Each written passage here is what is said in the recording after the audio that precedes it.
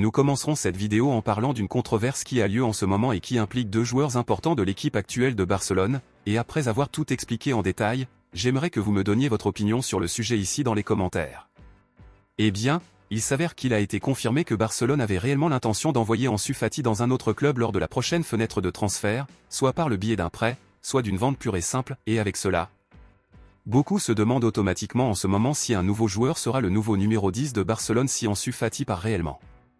Beaucoup disent en ce moment que si Ansu Fati quitte réellement Barcelone, le club devrait donner le numéro 10 à Lamine Yamal. Cependant, nombreux sont ceux qui ne sont pas d'accord et pensent que ce serait une grave erreur. Donc, sur cette base, à votre avis, si Ansu Fati part vraiment dans un autre club, pensez-vous que Barcelone devrait donner le maillot numéro 10 à Lamine Yamal? Laissez votre avis ici dans les commentaires. Passons maintenant à l'actualité principale, bombe exclusive de dernière minute.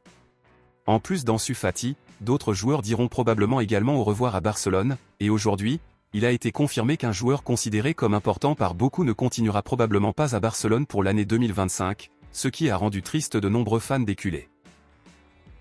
Aujourd'hui, il a été confirmé que le milieu de terrain Frenkie de Jong ne figure plus sur la liste des priorités de Barcelone, et cela en raison de ses faibles performances et de son manque d'intérêt à continuer au club. Le conseil d'administration a décidé que le joueur serait vendu.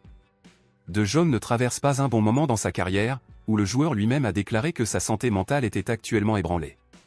Compte tenu de cela, le joueur pourra dire au revoir à Barcelone lors de la prochaine fenêtre de transfert, où des clubs comme Manchester United et le PSG meurent d'envie de recruter le joueur en ce moment, et selon les informations, Barcelone s'attend à recevoir une valeur supérieure à 60 millions d'euros pour le joueur.